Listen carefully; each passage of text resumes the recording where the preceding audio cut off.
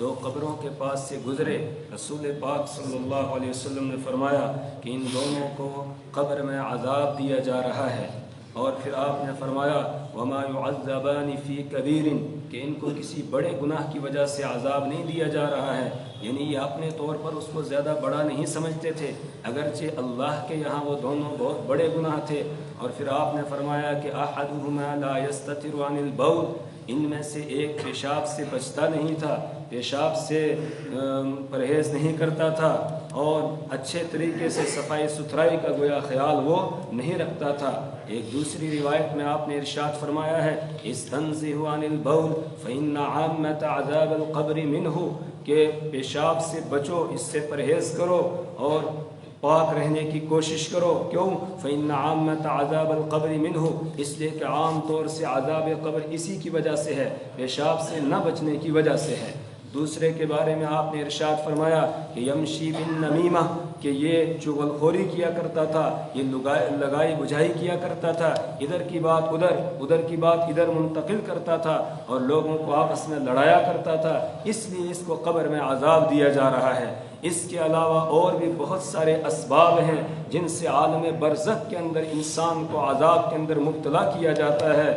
ان میں سے بعض وہ اسباب ہیں جن کا مشاہدہ رحمت دو عالم صلی اللہ علیہ وسلم نے سفر معراج میں کیا، جب اللہ تبارک و تعالی نے آپ کو آسمانوں کی سیر کے لیے بلایا، اور آپ کا یہ ایک معجزہ ظاہر ہوا کہ آپ ایک ہی رات میں 7 آسمانوں کی سیر کر کے سدرۃ المنتہا اور اس سے بھی اوپر جا کر اور پھر وہاں سے واپس آ گئے، اور وہاں آپ کو اللہ تعالیٰ نے اپنی قدرت کی بے شمار نشانیاں دکھائیں، بہت ساری چیزیں اللہ نے آپ کو دکھائیں، جنت کی بھی آپ کو سیر کرائی گئی، اور وہیں آپ کو جہنم کی بھی سیر کرائی گئی، اور پھر بعض ان لوگوں کو دکھایا گیا کہ جن کو عذاب ہو رہا تھا مختلف گناہوں کی وجہ سے، اور یہ جو عذاب ہو رہا تھا یہ روایات کے پڑھنے سے معلوم ہوتا ہے کہ یہ عذاب عالم برزخ میں گویا ان کو ہو رہا تھا، اور ان لوگوں میں سے جن کو عالم برزخ میں عذاب ہوتا ہوا آپ کو دکھایا گیا،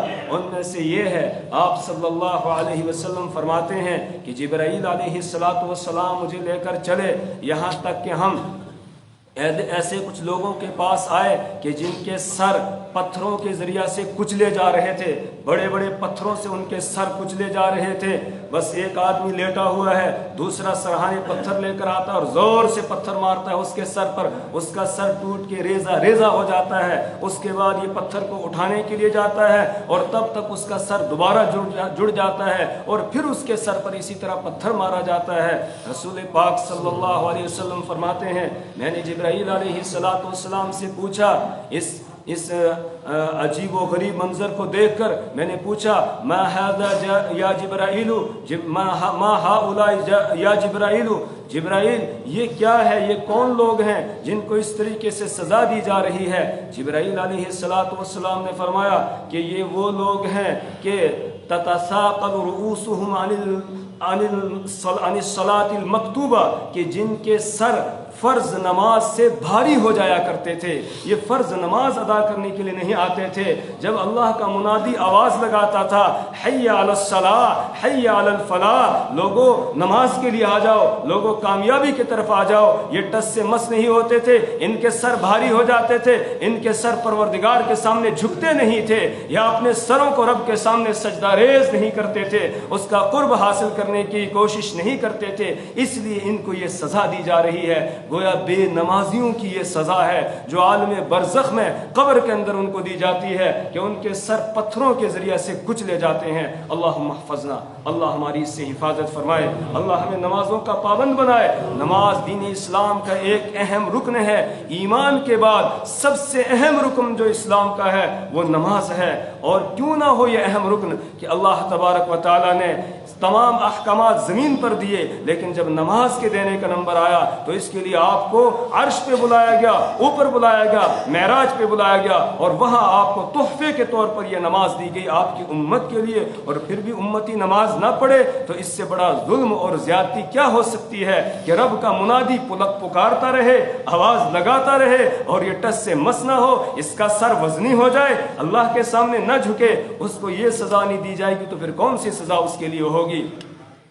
याद रखें नमाज बहुत अहम रुकन है। मैंने पहले भी कई मरतबा आपके सामने मुवत्ता इमाम मालिक की ये रिवायत आपके सामने नकल की कि हज़रत फारूक आज़म रज़ी अल्लाह ताला अन्हु ने अपने जितने भी गवर्नर थे उनके मातहत उन सब को ये पैगाम लिख कर भेजा था, इन्ना अहम्म उमूरिकुम इंदी अस्सलाह, कि तुम्हारे तमाम उमूर में सबसे ज़्यादा अहम अमर मेरे नज़दीक नमाज है।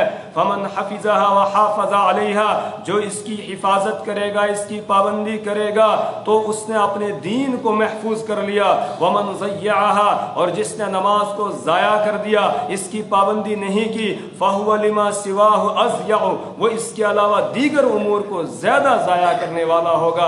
इसलिए नमाज की पाबंदी की जाए, ये आपने सब के लिए एक हुक्म नामा जारी किया था सारे गवर्नरों को। और जब गवर्नर नमाज पढ़ेंगे तो फिर आगे आवाम की क्या मजाल है कि वो नमाज नहीं पढ़ेंगे। तो सबसे अहम रुकन है नमाज, और सबसे पहले हुकूकुल्लाह के अंदर जिस चीज़ का हिसाब क़यामत के दिन होगा वो नमाज ही है।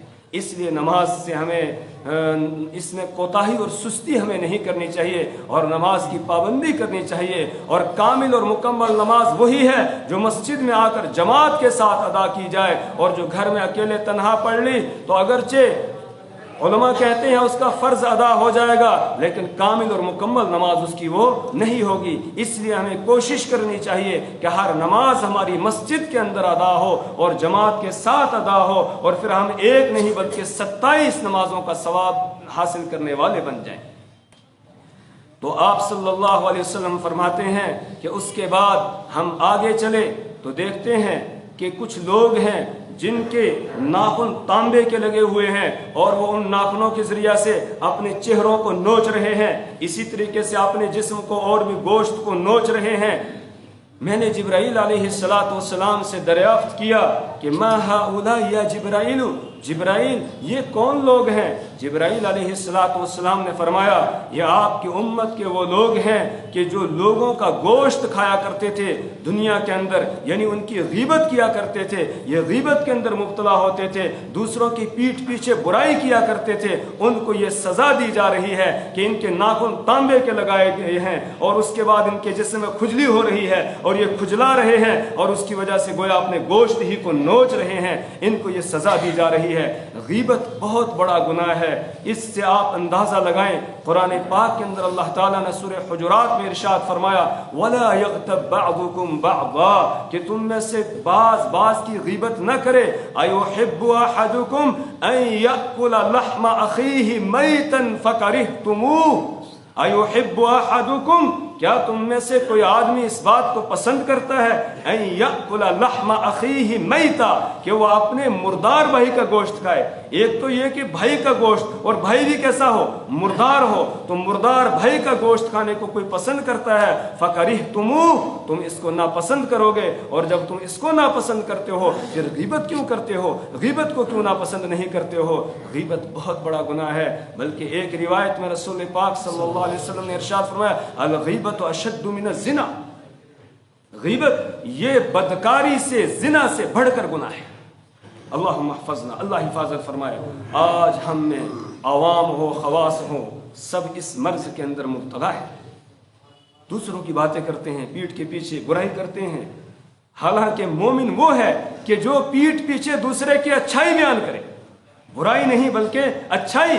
उसके सामने अगर कोई आदमी किसी की बुराई बयान करता है, उसके किसी मुसलमान भाई की, तो ये उसका दिफा करे। इन्नल्लाह युदाफिउ अनिल लज़ीना आमनू, अल्लाह ईमान वालों की तरफ से दिफा करता है, तो मुझे और आपको क्या है कि हम दिफा ना करें? लिहाजा हमारे सामने कोई आदमी किसी की बुराई बयान करे, फलाना ऐसा है वैसा है, हम कहें नहीं जनाब आपको शायद गलत खबर पहुंची है, वो तो अच्छा आदमी, वो ऐसा नहीं है जैसा आप बयान कर रहे हो। अब जब हम ऐसे आगे से कह देंगे, बताइए आगे वो बोलेगा? आगे वो बुराई करेगा? नहीं करेगा। और अगर हमने कान ढीला कर दिया और सुनने लग गए, फिर वो पता नहीं क्या क्या बताएगा। और फिर सुनने वाला और करने वाला दोनों क्या है? बराबर के शरीक, बराबर गुनाह दोनों को मिलेगा। जो सुनने वाला है गीबत उसको भी, और जो करने वाला है उसको भी। आज हमारी मजलिसें गीबत से खाली नहीं है। शुरुआत होती है फलाना आदमी बड़ा अच्छा है, बस अच्छा है यहाँ से शुरू किया, उसके बाद फिर जाकर थोड़ा सा जो है वो बटन मोड़ देते हैं और कहते हैं लेकिन, बस जहाँ लेकिन आया या फिर मगर, बस मगर और लेकिन आया तो उसके बाद फिर पता नहीं क्या कहाँ से कहाँ हम पहुंच जाते हैं। इसलिए अपनी मजलिसों का जायज़ा लेने की ज़रूरत है। हमारी मजलिसें ग़ीबत से खाली होनी चाहिए, वरना फिर ये अज़ाब आगे इंतज़ार कर रहा है आलम बरज़ख में हमारा, कि वो लोहे के और तांबे के नाखून लगाए जाएंगे और फिर अपने जिस्म को नोचना पड़ेगा। अल्लाहुम्मा महफ़ज़ना, अल्लाह हमारी हिफाजत फरमाए। उसके बाद रसूल पाक सल्लल्लाहु अलैहि वसल्लम फरमाते हैं, हम आगे चले तो कुछ ऐसे लोगों के पास से हमारा गुजर हुआ कि जिनके पेट मकानों की तरह थे, कल बुयूत, बुतूनुहुम कल बुयूत, उनके पेट मकानात की तरह थे, बड़े बड़े घरों की तरह उनके पेट थे, बड़े बड़े। और वो एक रिवायत में है, वो उठना चाहते हैं लेकिन उठ नहीं पाते हैं, और उनके पेटों के अंदर सांप चल रहे थे और बाहर से वो दिखाई दे रहे थे। अल्लाह महफ़ज़, अल्लाह हिफाजत फरमाए। आप सल्लल्लाहु अलैहि वसल्लम ने जब ये अजीब व गरीब मंजर देखा, ये हौलनाक मंजर देखा, आपने जिब्राइल अलैहिस्सलातु वस्सलाम से दरियाफ्त किया, मा हाउलाई या जिब्राइलु, जिब्राइल ये कौन लोग हैं जिनको ये सजा दी जा रही है? जिब्राइल अलैहिस्सलातु वस्सलाम ने जवाब दिया, या आपकी उम्मत के वो लोग हैं अल्लज़ीना यअकुलून अर्रिबा, कि जो सूद खाया करते हैं। ये आपकी उम्मत के सूद खोर हैं, ये सूद खाने वाले हैं, जो दूसरों का, ये सूद नहीं, दूसरों का खून चूस रहे होते हैं, ये गरीबों का खून जो है उसको पी रहे होते हैं, इसलिए इनको ये सजा यहाँ पर दी जा रही है। सूद बहुत बुरी बला है, इससे हमेशा बचना चाहिए। लेकिन आज हमारे मुआशरे के अंदर ये बुराई आम होती जा रही है, हर कोई इसके अंदर मुलव्विस हो रहा है, हर कोई। और खरीद व फरोख्त के मामलात हों, उसमें हम तहकीक नहीं करते हैं कि ये जो मामला हम खरीद व फरोख्त का कर रहे हैं, कहीं ऐसा तो नहीं है ये सूदी है और कल क़यामत के दिन मुझे इसका जवाब देना पड़े। सूदखोर की सजा कुरान के अंदर अल्लाह ने बड़ी जबरदस्त बयान की है, अल्लज़ीना यअकुलून अर्रिबा ला यक़ूमून इल्ला कमा यक़ूमुल्लज़ी यतख़ब्बतुहु अश-शैतानु मिनल मस, कि जो लोग सूद खाने वाले हैं, सूद लेने वाले जो लोग हैं, उनके बारे में फरमाया क़यामत के दिन वो खड़े नहीं हो सकेंगे मगर ऐसे जैसे वो आदमी खड़ा होता है जिसको जिन लिपट गया हो और जिन ने लिपट कर उसको खबती बना दिया हो, उसके होशो हवास काम न कर रहे हो, उसका दिमाग, ज़हन दिमाग काम न कर रहा हो, ऐसे वो खड़ा होगा। क्यों? इसलिए कि दुनिया के अंदर ये नहीं सोचता था कि मैं किसी का पैसा लूट रहा हूँ, किस तरीके से इसको इकट्ठा कर रहा हूँ और मेरे लिए जायज़ भी है कि ये नाजायज़ है। सूदखोर के दिल के अंदर इंसानी हमदर्दी नहीं आ सकती है। सूद उस निज़ाम जिंदगी का नाम है कि जिसमें कुछ लोग मालदार से मालदार तर होते चले जाते हैं और बाकी गरीब बेचारे गरीब से गरीब तर होते चले जाते हैं। इसके मुकाबले में कारोबार है, तिजारत है, इस्लाम ने उसको जायज़ करार दिया, बल्कि तरगीब दी तिजारत करने की। और तिजारत उस निज़ाम ज़िंदगी का नाम है जिसमें पैसा एक के पास इकट्ठा नहीं होता है बल्कि फैल जाता है, ये आगे बिखर जाता है, पैसा हर किसी के पास पहुंचता है, हर किसी को जो है वो मौका हाथ आता है कि वो पैसा कमाए। तो तिजारत उसको अल्लाह ने हलाल किया और सूद को हराम किया है। अहल्लल्लाहुल बैअ व हर्रम रिबा, अल्लाह ने खरीद व फरोख्त को, तिजारत को हलाल किया है और रिबा को और सूद को हराम करार दिया है। और इससे आगे इसी रुकू में आगे जाकर आयत है, या अय्युहल्लज़ीना आमनुत्तकुल्लाह वज़रू मा बक़िया मिनर रिबा फ़इन लम तफ़अलू फ़अज़नू बिहर्बिन मिनल्लाहि व रसूलिही, या अय्युहल्लज़ीना आमनुत्तकुल्लाह, ए ईमान वालो अल्लाह से डरो, वज़रू मा बक़िया मिनर रिबा, और जो तुम्हारा सूद लोगों के पास रह गया है बस उसको वहीं छोड़ दो, उसको मत लो उनसे। अगर तुम ऐसा नहीं करोगे, ये अहकामात और ये सजा सुनने के बाद फिर भी तुम सूद से बाज नहीं आओगे तो फिर तुम फ़अज़नू बिहर्बिन मिनल्लाहि व रसूलिही, तुम ऐलान सुनो अल्लाह और अल्लाह के रसूल की तरफ से जंग का। अल्लाह इस बला से हमारी हिफाजत फरमाए। आज खरीदो फरोख्त की बहुत सारी सूरतें ऐसी हैं जिनमें सूद या तो लेना होता है या देना होता है, और सूद लेना देना दोनों नाजायज़।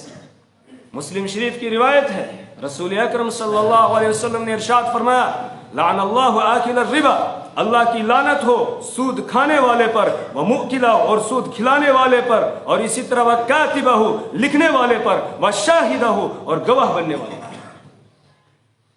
سود لینے والا، دینے والا، اس میں گواہ بننے والا اور اسی طریقے سے لکھنے والا، ان سب پر لعنت ہے اللہ کی، یہ ملعون ہے۔ اللہم احفظنا، اللہ حفاظت ہے۔ اسی لیے بینک کی نوکری کہتے ہیں جائز نہیں، کیوں؟ وہاں لکھنا پڑتا ہے، وہاں گواہ بننا پڑتا ہے۔ ہم اور بینک سے لون لیتے ہیں، کیا لیتے ہیں؟ وہاں گواہی پیش کرتے ہیں، 2 آدمیوں کو گواہ، یہ جو گواہ بن رہے ہیں یہ بھی ملعون ہو رہے ہیں، ان پر بھی لعنت ہے۔ اللہ حفاظت فرمائے۔ اسی طریقے سے آج کل خرید و فروخت کی ایک صورت میرے ذہن میں اس وقت آئی، وہ یہ ہے کہ قسطوں پہ کوئی چیز لے رہے ہیں، موبائل لے رہے ہیں، واشنگ مشین لیتے ہیں، کوئی اے سی لیتا ہے، کوئی فریج لیتا ہے۔ یہ جو قسطوں پر لے رہے ہیں یہ بھی سود دینے کی ایک صورت ہے، ادھر سے سود دینا پڑتا ہے۔ اگر براہ راست شو روم والا خود ہمیں دیتا قسطوں پر، خود قسطوں پر دیتا ہمیں، اور چاہے وہ بتاتا کہ اگر ابھی آپ نقد دو گے 10,000 کی چیز ہے، اگر آپ 2 مہینے میں 3 مہینے میں پیسہ ادا کرو گے تو پھر آپ کو 12,000 میں ملے گا۔ ہم نے کہا ٹھیک ہے، براہ راست شو روم والے کے ساتھ ہمارا معاملہ ہوتا یہ جائز ہوتا، لیکن بیچ میں بینک آ جاتا ہے۔ بینک جہاں آ گیا بیچ میں، بس وہیں سودی نظام اور سودی سسٹم آ گیا۔ اب ہم سود دینے والے ہوتے ہیں۔ بہت سارے لوگوں کو یہ معلوم ہی نہیں ہے، اور خوب جو ہے وہ قسطوں پر لے رہے ہیں، اے سی خرید رہے ہیں اور دوسری چیزیں خرید رہے ہیں۔ اسی طرح ایک لڑکا پوچھ رہا تھا، کہنے لگا، ایک مرتبہ میں نے ایک جگہ بیان کیا دہلی میں، تو وہ پوچھنے لگا، کہنے لگا جی میں نے تو 90,000 کا موبائل لیا قسطوں پر اور اب مجھے 1,08,000 پہ ادا کرنا ہے۔ ارے تجھے ضرورت کیا پڑی تھی 90,000 کا موبائل لینے کی؟ چھوٹے سے بھی تو کام چل سکتا تھا، اور پھر اس طریقے سے لے رہا ہے قسطوں پر۔ تو کہنے لگا اس میں کیسے سود ہو گیا؟ ہم تو شو روم سے لے رہے ہیں۔ میں نے کہا ٹھیک ہے، شو روم سے آپ نے لیا، بالکل صحیح ہے، لیکن ایک بات بتائیں کہ اگر آپ قسط ادا نہیں کرو گے، نوٹس آپ کو دکاندار بھیجے گا کہ بینک بھیجے گا؟ کہنے لگے یہ تو بینک بھیجے گا۔ تو میں نے کہا پھر بینک آ گیا بیچ میں، تو بس یہی کیا ہے؟ سودی نظام ہے۔ تو سود خور کی سزا یہ بتائی گئی عالم برزخ میں، عالم آخرت میں تو وہ بتائی جو قرآن میں ہے، اور عالم برزخ میں یہ سزا ہے، اس کا پیٹ بڑے مکان کی طرح ہوگا اور بیچ میں سانپ گھوم رہے ہوں گے۔ اللہ حفاظت فرمائے۔ آپ صلی اللہ علیہ وسلم فرماتے ہیں، اس کے بعد ہم آگے چلے، اور آگے چل کر ہم نے دیکھا کچھ لوگوں کے ہونٹ لوہے کی کینچیوں سے کاٹے جا رہے ہیں۔ میں نے دریافت کیا، ما ہؤلاء یا جبرائیل یہ کون لوگ ہیں؟ جبرائیل علیہ السلام نے فرمایا، یہ آپ کی امت کے علماء امتی کا و خطباء امتی کا و دعات امتی کا، یہ آپ کی امت کے داعی ہیں، آپ کی امت کے خطیب ہیں، مقررین ہیں، تقریریں کرنے والے ہیں، کہ جو لوگوں کو اچھائیوں کا حکم کرتے تھے لیکن خود ان اچھائیوں کو بجا نہیں لاتے تھے، لوگوں کو برائیوں سے منع کرتے تھے اور خود ان برائیوں کے اندر مبتلا تھے، یعنی جو کہتے تھے اس پر ان کا عمل نہیں تھا، ان کو یہ سزا دی جا رہی ہے۔ اللہم احفظنا، اللہ حفاظت فرمائے۔ وقت ہو گیا، اس سے آگے انشاءاللہ آئندہ جمعہ ہم پڑھیں گے کہ کن کن گناہوں کی وجہ سے عذاب ہوتا ہے۔ آج ایک اعلان کرنا ہے،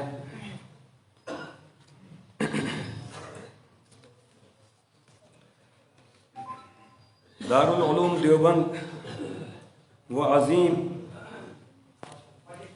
ادارہ ہے کہ جس کی شاخیں پوری دنیا کے اندر پھیلی ہوئی ہیں، اور جس وقت بر صغیر میں انگریز نے حکومت چھین کر مسلمانوں سے اور سارے مدارس کو ختم کر دیا تھا، اور جتنے بھی مسلمانوں کے ادارے تھے سب پر بلڈوزر چلا دیا تھا، اور اسلامی ادارے بالکل ختم ہو گئے تھے، کوئی علمی مرکز باقی نہیں رہا تھا، اس وقت اللہ تعالیٰ نے ہمارے بزرگوں کے ذہن میں یہ بات ڈالی، اور انہوں نے دارالعلوم دیوبند کی شکل میں ایک ادارہ قائم کیا، جو اس وقت ایک درخت کے نیچے قائم ہوا، اور اس کے بعد پھر وہ پھلنا اور پھولنا شروع کیا اس نے، اور پھر پھلتے پھولتے ہوئے آج وہ پوری دنیا کے اندر اس کی شاخیں پھیل چکی ہیں، اور پھر اس کے بعد اسی نہج پر اور بہت سارے ادارے قائم ہو گئے، لیکن دارالعلوم دیوبند کو اولیت حاصل ہے اس نظام کے اعتبار سے، جس نظام سے آج ادارے چل رہے ہیں۔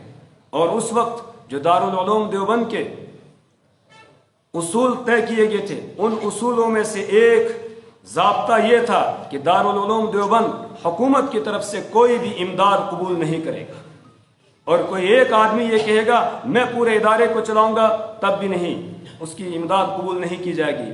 عوام الناس کا، عام مسلمانوں کا روپیہ اس کے اندر لگے گا اور اس کے ذریعے سے یہ ادارہ چلتا رہے گا۔ اور پھر ان اصولوں کے نیچے لکھا ہے کہ جب تک یہ ادارہ ان اصولوں پر قائم رہے گا تب تک اس کے اندر خیر باقی رہے گی، اور جس دن یہ ادارہ ان اصول سے ہٹ گیا اس دن اس میں خیر باقی نہیں رہے گی۔ الحمدللہ ابھی تک دارالعلوم دیوبند انہی اصولوں پر قائم ہے اور انہی اصولوں پر چل رہا ہے، اور عظمت کتنی ہے دارالعلوم دیوبند کی، اللہ اکبر۔ میرے استاد محترم، میرے شیخ حضرت مفتی فیض الوحید صاحب نور اللہ مرقدہ، وہ فرمایا کرتے تھے اگر شرعی طور پر ممانعت نہ ہوتی تو جی چاہتا ہے میں دارالعلوم دیوبند کا طواف کروں، لیکن شریعت میں طواف صرف کعبۃ اللہ کا ہو سکتا ہے، کسی اور جگہ کا طواف کرنا جائز نہیں ہے۔ لیکن دارالعلوم دیوبند وہ ادارہ ہے، فرمایا کہ جس کی عظمت کو سلام ہے، جس نے اتنا کچھ دنیا کو دیا ہے کہ جی چاہتا ہے کہ اس کا میں طواف کر لوں، لیکن شرعی ممانعت ہے اس لیے طواف نہیں کر سکتا ہوں۔ اس جملے کے ناقل ہیں حضرت مولانا مفتی منیر صاحب تھنہ منڈی والے، ان سے آپ پوچھ سکتے ہیں، ان کے سامنے حضرت نے یہ ارشاد فرمایا تھا۔ تو اسی دارالعلوم دیوبند سے آج ہمارے حضرت مولانا سعید الرحمان صاحب جو دارالعلوم دیوبند کی طرف سے ہمارے اس علاقے جموں کشمیر کے لیے مقرر کیے گئے ہیں وصولیابی کے لیے، اور مسلمانوں کا حلال مال اس کو اکٹھا کرنے کے لیے تاکہ وہاں پر اس کو خرچ کیا جائے اور پھر ہمارا حصہ اس ادارے کے اندر لگے کہ جہاں سے پوری دنیا کو فیض مل رہا ہے، اور ہمارا یہ پیسہ جو ہم وہاں پر دیں تو اس کے ذریعے سے پوری دنیا میں اشاعت دین کے اندر حصہ لینے والے ہم بن جائیں۔ وہاں سے حضرت مولانا سعید الرحمان صاحب تشریف لائے ہوئے ہیں۔ آپ حضرات سے درخواست ہے کہ دارالعلوم دیوبند کے لیے چندہ اکٹھا کر رہے ہیں، بڑھ چڑھ کر اس میں حصہ لیں، انشاءاللہ اللہ آپ کو اجر عظیم اس پر عطا فرمائیں گے۔ جن لوگوں کو صفوں میں مقرر کیا گیا تھا چندے کے لیے وہ اٹھیں اور جلدی چکر